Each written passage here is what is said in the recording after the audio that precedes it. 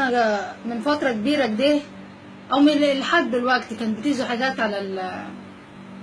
على الانترنت عن البناطيل والحاجات دي، بس انا كنت بشوفها كنت بقول لا يمكن حد يلبس كده، ما فيش واحده اصلا عندها عقل ولا بتفكر هتعمل كده في نفسها. معلش ان انا بكلمكم بلغوتي عشان لما بتفجع انا من الصعيده اصلا من ورا الجاموسي، مبسوطه ان انا من ورا الجاموسي، فلما بتفجع بتكلم بطريقتي بلغتي يعني، ومش بطير لكم شعري عشان ما حدش يطلع لي يقول لي انت عماله مطيره شعرك، التكييف بايظ ومشغله المروحه ومش طايقه روحي.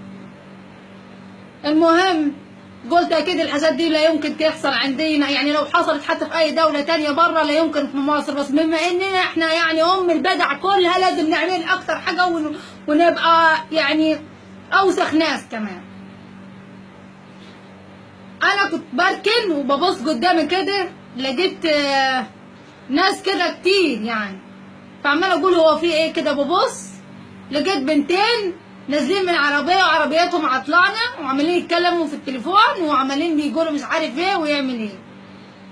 البنت الاولانيه كان شكلها كويس وواقفه كده، قلت بسم الله ما شاء الله ايه البيت دايم تختخ قوي يعني، وقلت يمكن لما احسدها يجي لي انا بتخل النفس ادخل. بتديني ظهرها لقيتها فاتحه من على التوت في البنطلون من على التوت. قلت يلا مش مهم، يمكن عشان الحر الفترة دي وعشان ما يحصلهاش احتباس حراري، دي عندها عذرها. ببص الناحية التانية لقيت صاحبتها لابسة البنطلون ابو بور وبقت ام شخ،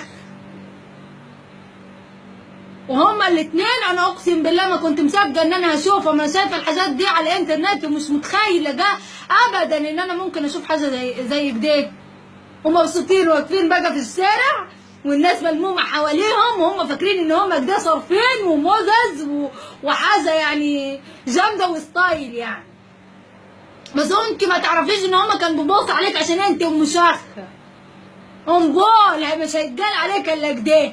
وبعدين اي موضه كده تطلع تعملوها يعني، انت دلوقتي طلع ابو بول لو طلع ابو كيكه تعمليها تلاقي نفس الكيكه وتنزلي في الشارع، حاجة مستفزة اقسم بالله العظيم، حاجة تجري.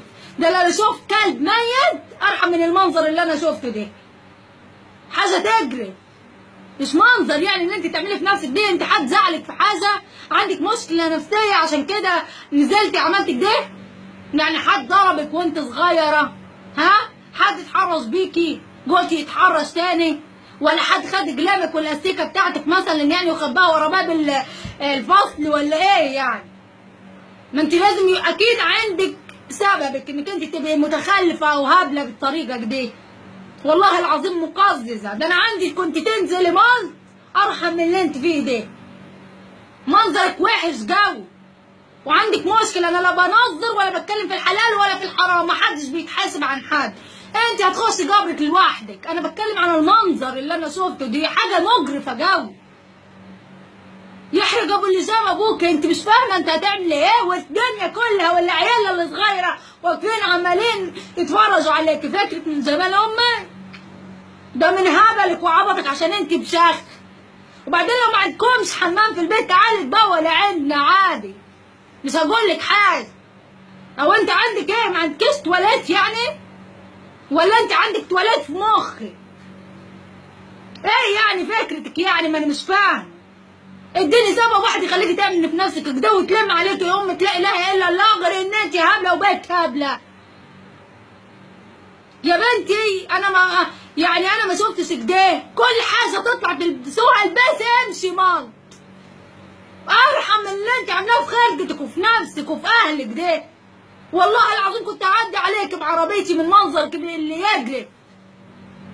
ابو اللي جاب ابوك يحرقك يا شيخ، انت عصبتين. انا ما بوصلش للمرحله دي ولا بتكلم باللغه دي الا لما بكون اتفجعت فجاه مش قادره اقول لك. انا لو كنت انت لو عندنا في الصعيد كنت اتقطعتي قطيع، ولا التانية اللي مبينه التوته بتاعتها ده كانت اتطفت في التوته السيجاره.